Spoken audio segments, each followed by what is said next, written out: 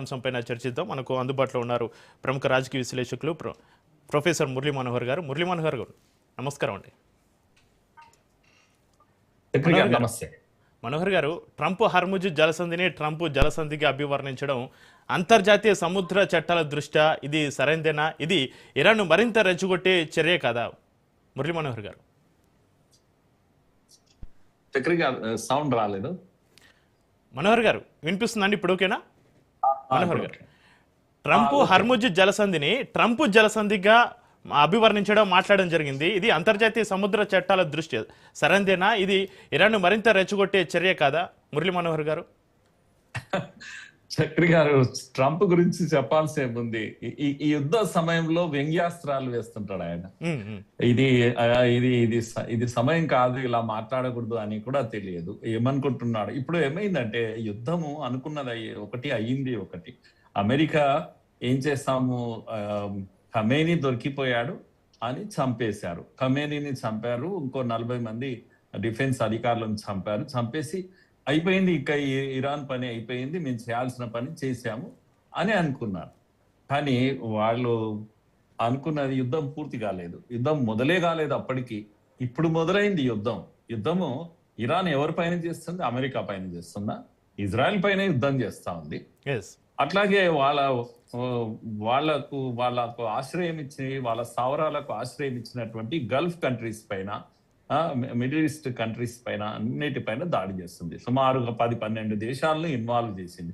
తన చుట్టూ ఉన్నటువంటి సౌదీ అరేబియా, లేకపోతే యుఏఈ, లేకపోతే ఇలాంటి దేశాలన్నిటిపైన దాడి చేస్తుంది. సుమారుగా 19 స్థావరాలు ఉన్నాయి అమెరికాకు ఆ చుట్టుపక్కల. 19 స్థావరాలను కొట్టడం మొదలుపెట్టింది. ఇది ఊహించిందా అమెరికా?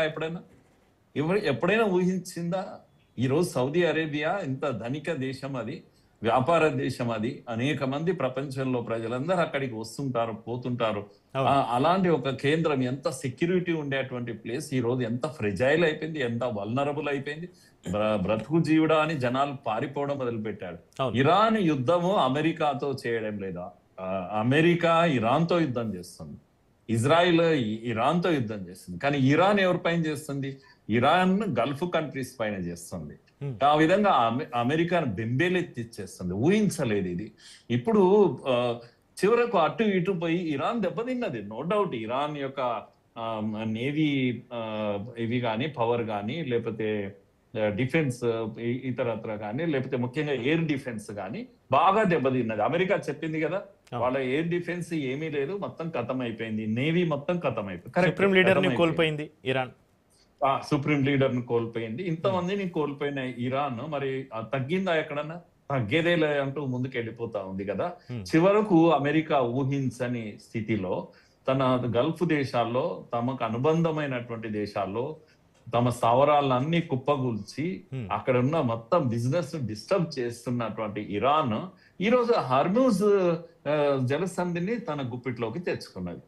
ఇది అమెరికా ఊహించిందా? ఇప్పుడు ఇది మొత్తం ప్రపంచం యొక్క గుండెకాయ. ఏది? హర్ముజ్. ప్రపంచం యొక్క హర్ముజ్ జలసంధి ప్రపంచం యొక్క అదేమంటాం, ఒక నెక్, గొంతు పట్టుకున్నది. ఊపిరి ఆడడం లేదు ప్రపంచ దేశాలకి, దేనికి కూడా. అసలు ఇరాన్ కూడా ఊహించిందో లేదో యుద్ధ నీతిని తాను మార్చుకుంటూ వెళ్ళి, ఎక్కడో ఉన్న అమెరికా పైన నేను యుద్ధం చేయలేను అని తాను ముందే నిర్ణయించుకొని ఏం చేస్తుంది అంటే, దగ్గరున్న ఇజ్రాయెల్ ను కొడుతుంది కావాలంటే. లేదు, ఆ పక్కనే ఉన్న లెబనాన్ ను లేపి కూర్చుని పెట్టి అక్కడున్న హిజ్బుల్లాను ఎంగేజ్ చేసింది. వెళ్ళండి రా బాబు, వెళ్ళి ఆ ఇజ్రాయెల్ ను ఖతం చేయండి అని హిజ్బుల్లాను లేపింది. అక్కడే హిజ్బుల్లా ద్వారా ఇజ్రాయెల్ తో ఫైట్ చేస్తుంది. ఇటేమో గల్ఫ్ దేశాల పైన దాడులు చేస్తూ అక్కడ ఉన్న అమెరికా స్థావరాల పైన దాడి చేసింది. చివరకు 3వ స్టేజ్ ఏంది అంటే, హర్ముజ్ జలసంధిని తన చేతిలోకి తెచ్చుకున్నది. మీరు ఇక్కడ మనం అప్పుడప్పుడు చూస్తుంటాం, ఇక్కడ ల్యాండ్ మైన్స్ పెడతారు నక్సలైట్లు. పెడితే జీప్లు ఆకాశంలోకి, బస్సులు ఆకాశంలోకి ఎగిరిపడుతుంటాయి, 100 శవాల పైకి ఎగిరిపడుతూ ఉంటాయి. ఇలాంటి ల్యాండ్ మైన్స్ మనం ఊహించని రీతిలో వాటర్ మైన్స్ పెట్టేసింది కదా, సముద్రంలో మైన్స్ పెట్టేసింది కదా ఇరాన్. పెడితే ఒక్కొక్క షిప్ ఎగిరి పడుతూ ఉంటే దిక్కు లేదు, దివానం లేదు. అమెరికా ఎవరిని కాపాడింది చెప్పండి? ఇప్పుడు హర్ముజ్ జలసంధిని కాపాడుతుందా, లేకపోతే తన యొక్క అనుబంధంగా తనకు ఎంత సపోర్ట్ గా ఉన్నటువంటి గల్ఫ్ కంట్రీస్ ను కాపాడిందా? ఇన్ని దాడులు చేసింది కదా గల్ఫ్ అమెరికా ఊహించని చిన్నాభిన్నమైపోతుంది. పరిణామాలు చోటు చేసుకున్నాయి మురళీ మనోహర్ గారు. ఆ, ఊహించని పరిణామాలు చేసుకున్నాయి. ఈ రోజు హర్ముజ్ జలసంధిని ఈయన ఏదో వెక్కిరించారు కానీ ట్రంప్ జలసంధిని ట్రంప్ జలసంధినే అనుకుందాం. నీ పేరు పెట్టుకున్నావు కదా, నువ్వు ఏం చేయగలవు చెప్పు. అక్కడ ఒక షిప్ ను నువ్వు పర్మిషన్ ఇప్పించగలవు ఇరాన్ తోటి.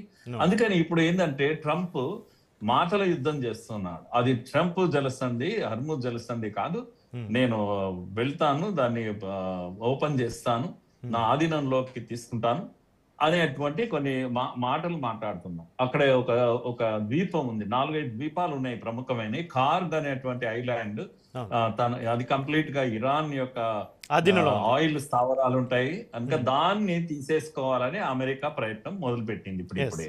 కనుక నేను 1000 మంది పారామిలిటరీ ట్రూప్స్ నేను అక్కడ డ్రాప్ చేస్తున్నాను. ఆ విధంగా నావల్ ఫోర్స్ ని అక్కడికి పంపిస్తున్నాను, నా ఆధీనంలోకి తీసుకుంటాను హార్మోజ్ ను. యుఎస్ఎస్ ఏదైతే షిప్ ఇది ఉందో యుద్ధ నౌక దాన్ని పంపిస్తున్నాను నేను అని చెప్పేసి అన్నాడు. ఇదంతా నేనేమంటున్నాను, ఇది ఒక సూసైడల్ ఫోర్స్ అని చెప్తున్నా. వెళ్ళి అక్కడ దిగి నేలపైన దిగి యుద్ధం చేయాలని అమెరికా ఆకాంక్షిస్తుంది. కానీ ఇది చావు దెబ్బతీస్తుంది ఇరాన్. ఎందుకంటే ల్యాండ్ పైన యుద్ధం చేసే అలవాటు అమెరికాకు ఎప్పుడో పోయింది. ట్యాంకర్స్ తోటి వీటితోటి ల్యాండ్ పైన యుద్ధం చేయడం అనేది బూట్స్ ఆన్ ది ల్యాండ్ అంటాం. ఆ పని ఎన్నడూ ఈ మధ్య కాలంలో అమెరికా చేయలేదు, ఆ అనుభవం లేదు. కానీ ఆ అనుభవం ఎవరికి ఉంది? ఇరాన్ కు ఉంది. ఇరాన్ కు అనుభవం ఉంది కనుక తప్పకుండా అమెరికా చాలా చాలా దెబ్బతినబోతుంది అనేది మాత్రం మనం చెప్పగలం. చక్రియ అయితే మురళీ మనోహర్ గారు, ఒకవైపు ఆపరేషన్ ఎపిక్ ఫ్యూరీ తోటి దాడులు చేస్తూ మరో